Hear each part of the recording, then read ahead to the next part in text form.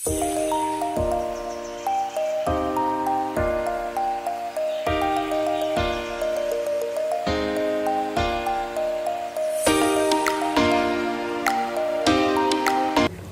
pagi Bu Esli. Selamat pagi Bu Indri. Apa kabar? Kabar baik Bu. Baik, luar biasa, kabarnya baik. Nah, kita sudah sampai di kita punya pendampingan individu yang kelima. Jadi hari ini fokus pendampingan kita yaitu pertama kita akan merefleksikan terkait dengan aksi nyata di modul 3.1. Kemudian kita akan berdiskusi sedikit tentang rancangan program yang berdampak pada murid. Kemudian yang terakhir kita juga akan berdiskusi terkait dengan perkembangan komunitas praktisi yang sudah Ibu Esli buat di sekolah serta implementasi dari rencana lokakarya kita yang kedua untuk berbagi praktik baik kepada rekan sejawat. Nah, sebelumnya seperti biasa saya mau bertanya dulu, apa proses yang sudah berjalan selama 1 bulan terakhir ini? Selama 1 bulan terakhir ini yang saya lakukan itu adalah berbagi praktik baik pembelajaran berdiferensiasi, khususnya diferensiasi produk, konten dengan proses. Jadi karena ada tuntutan dari PMM yang menuntut guru untuk melakukan pembelajaran berdiferensiasi melalui observasi, jadi di situ saya fokus ke situ. Dalam pembelajaran berdiferensiasi juga diintegrasikan budaya positif, khususnya keyakinan kelas dan kompetensi sosial emosional. Oke, siap. Terkait dengan praktik baik yang Ibu lakukan tentang pembelajaran berdiferensiasi, rencana tindak lanjutnya Ibu bagaimana? Rencana tindak lanjut saya adalah memberitahukan atau mengkomunikasikan dengan kepala sekolah untuk melakukan pelatihan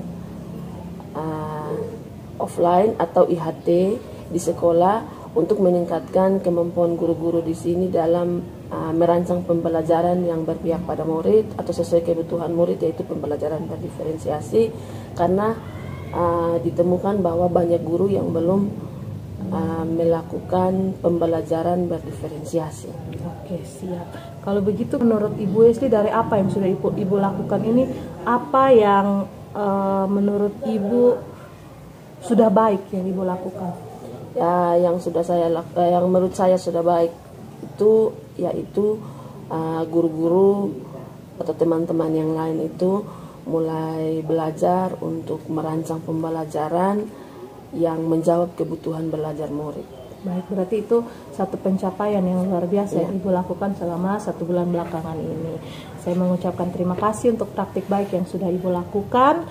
Nah, sesuai dengan apa yang sudah kita sepakati di PI 4 kemarin, bahwa hari ini saya akan melihat apa yang sudah Ibu lakukan, hasil observasi Ibu bersama dengan rekan sejawat Ibu Esli. Siap, Bu. Siap, Bu. Nah, kita masuk pada percakapan kita yang selanjutnya. Kita akan berdiskusi terkait tentang penerapan aksi nyata pada modul 3.1 yang sudah Ibu buat. Bagaimana Ibu sudah? Sudah. Oke, baik. Nah, berdasarkan hasil pemetaan di modul 3.1, bagaimana hal tersebut mempengaruhi Ibu Esli dalam mengambil sebuah keputusan? Untuk pengambilan keputusan, dilema etika dan bujukan moral itu sangat berpengaruh, Bu, terhadap saya setelah mempelajari dan setelah melakukan aksi nyata itu. Karena sebelumnya saya adalah seorang guru yang sangat berpegang teguh pada aturan sekolah. Tapi setelah mempelajari modul ini, saya mulai berpikir tentang nilai-nilai kebijakan yang menjadi pertimbangan bagi saya sebelum mengambil keputusan. Artinya sudah sangat berpengaruh dalam apa yang Ibu Esli lakukan untuk sekolah, Sangat berpengaruh, iya, khususnya bagi murid, karena saya kalau aturannya apa ya seperti itu. Tapi setelah mempelajari modul ini, saya berpikir berulang kali lagi untuk mengambil keputusan yang menguntungkan murid atau yang berpihak pada murid. Oke, siap. Nah, dari apa yang sudah Ibu katakan tadi, apa hal yang menurut Ibu Esli, kira-kira ini masih sangat perlu untuk saya kembangkan? Yang perlu untuk saya kembangkan adalah pemahaman tentang pengambilan keputusan kepada rekan-rekan guru yang lain.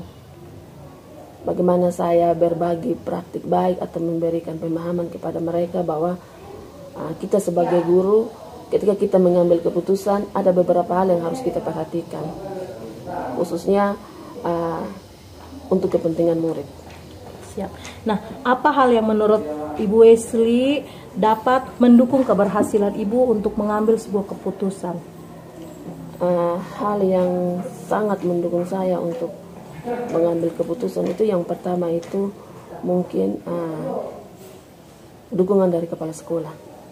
Setelah ada dukungan dari kepala sekolah tentang pemahaman mungkin prinsip pengambilan keputusan, paradigma atau beberapa langkah pengambilan keputusan, kalau misalkan hal itu sudah diketahui dan dipahami baik oleh sekolah, maka saya rasa itu hal yang sangat mudah untuk dilakukan. Bukan hanya bagi saya, tapi bagi rekan-rekan guru yang lain.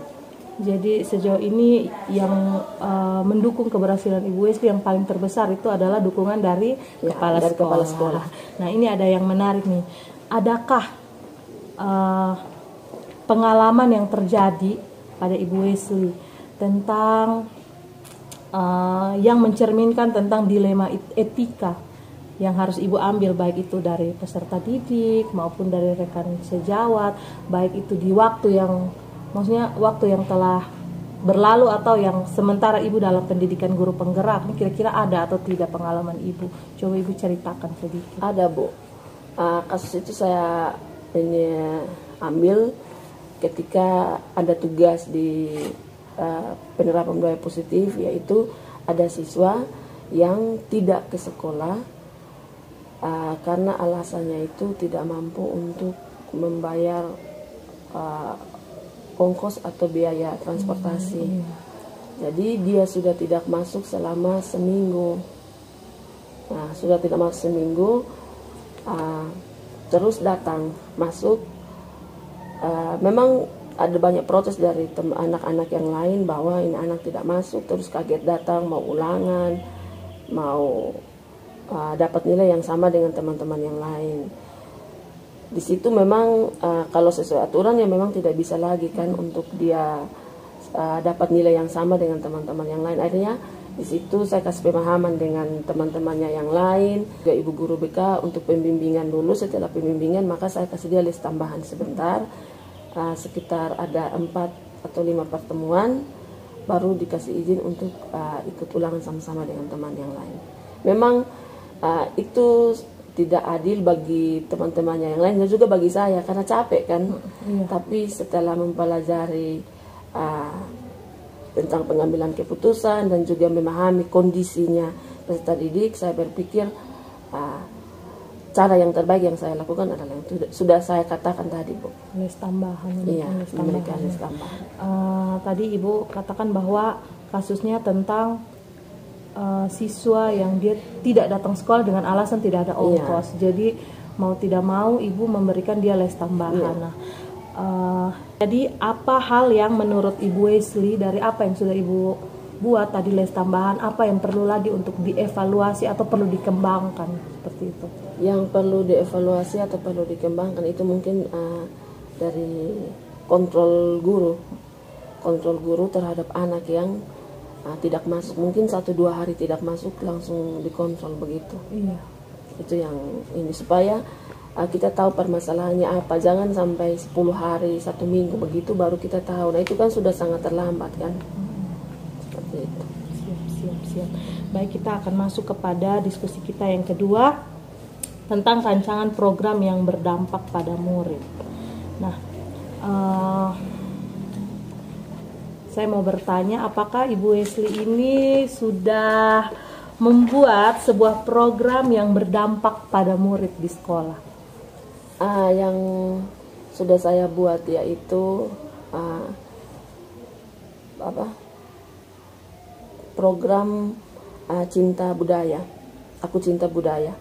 Jadi di situ saya usul kepada kepala sekolah sehingga peserta didik itu menggunakan rompi rompi yang motifnya motif Timur Tengah Selatan atau bisa juga dari motif daerah lain, dan juga boleh menggunakan bahasa daerah di luar jam pembelajaran.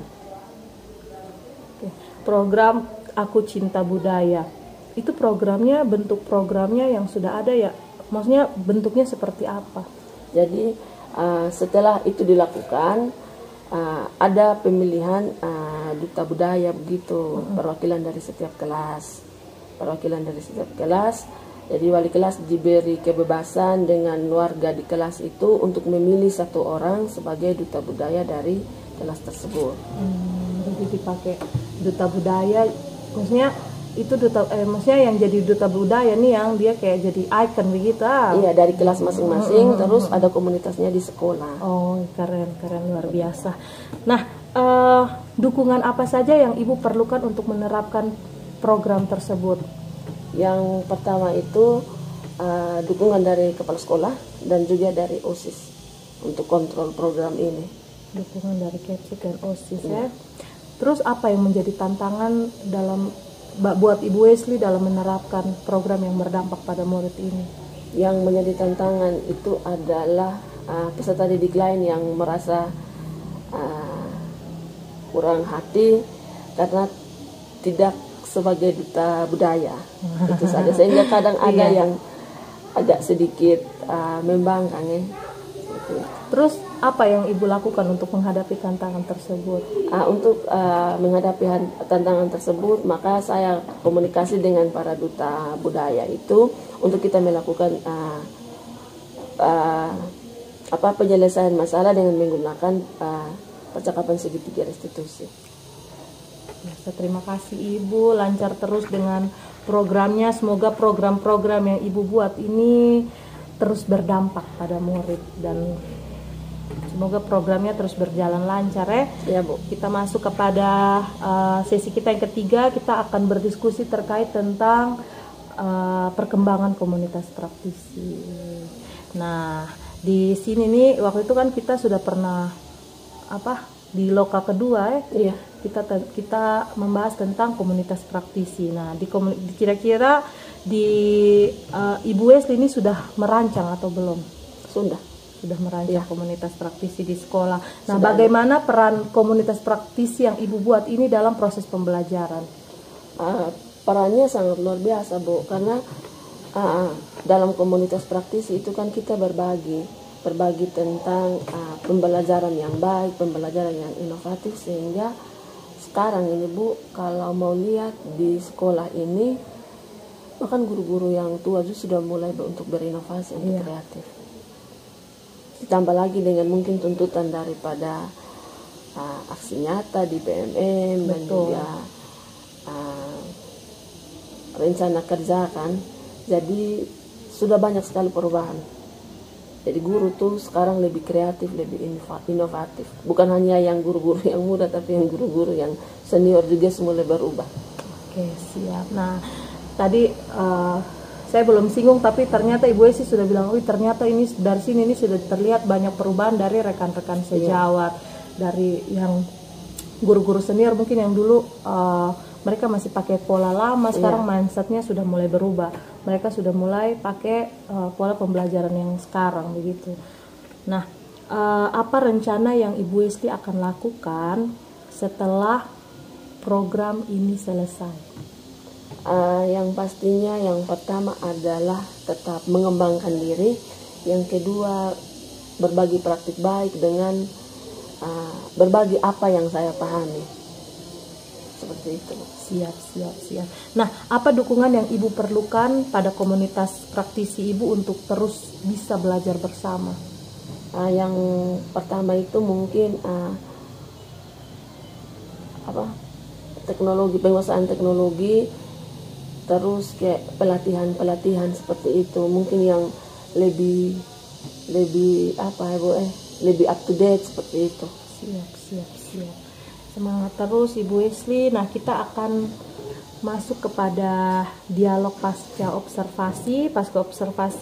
Nah, kemarin kan seperti yang sudah saya informasikan bahwa Ibu akan membimbing rekan sejawat untuk membuat RPP berdiferensiasi, kemudian dilanjutkan dengan Ibu melakukan observasi sesuai dengan format yang ada di LMS di modul 2.3. Bagaimana Ibu, sudah siap? Sudah, Bu. Oke, kalau begitu kita langsung saja, nanti saya akan melihat secara langsung Ibu melakukan coaching terhadap rekan sejawat Ibu di sesi pasca observasi. Baik, Bu. Baik, silahkan Ibu. Baik, selamat pagi Ibu Mesli. Selamat pagi Ibu Esli. Ibu Mesli, sebelumnya kita telah melakukan percakapan pra-observasi. Kita juga sudah melakukan observasi kelas. Dan sekarang kita akan melakukan percakapan pasca observasi. Ya. Jadi tujuan dari percakapan ini adalah untuk refleksi dan juga umpan balik sebagai upaya untuk mengkondisikan tindakan atau rencana ke depan terkait dengan perbaikan pembelajaran di kelas. Baik. Ya, jadi saya akan menanyakan beberapa pertanyaan kepada Ibu Misri terkait dengan proses pembelajaran yang sudah dilakukan pada kegiatan observasi. Siap. Ya, iya. Pertanyaan yang pertama, bagaimana perasaan Ibu setelah melakukan pembelajaran di kelas tadi? Lalu tentu perasaan saya sangat lega karena saya sudah melakukan pembelajaran dan puji Tuhan semuanya sesuai dengan tujuan pembelajaran yang sudah saya rencanakan. Luar biasa Ibu, berarti semuanya berjalan dengan lancar, tujuan pembelajaran juga terjawab sesuai dengan rencana yang dirancangkan pada modul ya Ibu. Ya, seperti itu. Oke Bu, jadi dari proses pembelajaran yang sudah Ibu laksanakan tadi, bisa Ibu ceritakan kembali kira-kira area kompetensi pengembangan apa yang sudah Ibu lakukan dan tahapan-tahapannya seperti apa? Baik Bu, jadi dari pembelajaran tadi ada dua area kompetensi yang dikembangkan, yaitu yang pertama pengetahuan dan juga keterampilan. Untuk area pengetahuannya dikembangkan melalui peserta didik mengidentifikasi dan juga memahami asal bahan-bahan, rasa dan tekstur dari makanan yang tepat. Sedangkan untuk area keterampilannya, peserta didik menuliskan asal bahan-bahan, rasa dan tekstur dari makanan kesukaan mereka dengan tepat. Dan untuk langkah-langkah yang sudah saya lakukan adalah saya menyusun rancangan pembelajaran yang dengan menyesuaikan dengan kebutuhan peserta didik. Kemudian saya juga membuat modul ajar LKPD dan menyiapkan media pembelajaran untuk menunjang proses kegiatan pembelajaran yang sudah saya lakukan di kelas. Ya, Bu. Jadi tingkat keberhasilan pengembangan kompetensi, pengetahuan dan keterampilan secara keseluruhan sudah berhasil ya Ibu. Nah, kira-kira hambatan apa yang sering Ibu alami dalam proses pembelajaran? Baik Bu, hambatan yang saya temui dalam proses pembelajaran, yang pertama peserta didik sedikit kesulitan dalam mengucapkan kata-kata bahasa Inggris, dan yang kedua ada beberapa peserta didik yang terkesan kurang aktif dalam berdiskusi. Ya, jadi hambatan yang Ibu Misli alami itu adalah ada siswa yang kurang fasih ketika membaca dalam menggunakan bahasa Inggris, dan juga ada juga yang tidak aktif ketika berdiskusi. Sepertinya, kira-kira apa yang akan Ibu Misli lakukan untuk menyelesaikan persoalan yang dialami dalam proses pembelajaran tadi? Baik Bu, untuk hal yang akan saya lakukan itu sebelum saya merancang modul ajar, saya mengidentifikasi kesiapan dan gaya belajar peserta didik. Kemudian saya juga akan merancang modul ajar berdasarkan kebutuhan belajar peserta didik dengan mengembangkan pembelajaran yang bervariatif dan juga menyenangkan. Nah, semoga dapat membuat peserta didik lebih aktif lagi dalam proses pembelajaran. Ya, luar biasa Ibu Misli. Jadi kedepannya itu untuk mengatasi persoalan yang Ibu Misli alami itu, Ibu akan memperhatikan kebutuhan dan kesiapan belajar peserta didik dengan melakukan pembelajaran yang lebih kreatif dan lebih inovatif. Seperti itu. Baik Bu. Jadi kira-kira kapan rencana itu akan Ibu lakukan? Dalam waktu dekat ini. Oke, luar biasa Ibu. Semoga kedepannya rencana perbaikan dalam pembelajaran yang Ibu rencanakan akan terrealisasi dengan lebih baik, dan proses pembelajaran kedepannya itu lebih baik lagi, siswa lebih aktif dan lebih termotivasi lagi untuk belajar bahasa Inggris. Jadi sampai untuk hari ini Ibu, sampai di sini dulu percakapan kita. Terima kasih untuk waktu daripada Ibu, dan harapan saya ke depannya Ibu lebih sukses lagi dalam merancang dan juga melaksanakan pembelajaran yang menyenangkan dan umum. Terima kasih Ibu. Terima kasih banyak Ibu Selamat atas siang. modalnya. Selamat siang. Ya, kita sudah sampai di bagian akhir. Ibu Isli, bagaimana perasaannya setelah pasca observasi? Perasaannya lega Bu, karena bisa memberikan solusi bisa menemukan solusi terhadap persoalan yang dialami oleh rekan saya. Oke, siap. Kita masuk pada bagian terakhir, yaitu kita akan melakukan refleksi terkait dengan pendampingan kita yang sekarang. Nah, saya ingin bertanya dulu kepada Ibu Isli, setelah Ibu Isli menjalani program guru penggerak selama hampir sudah mau 5 bulan ya? Iya, sudah mau 5 bulan nih.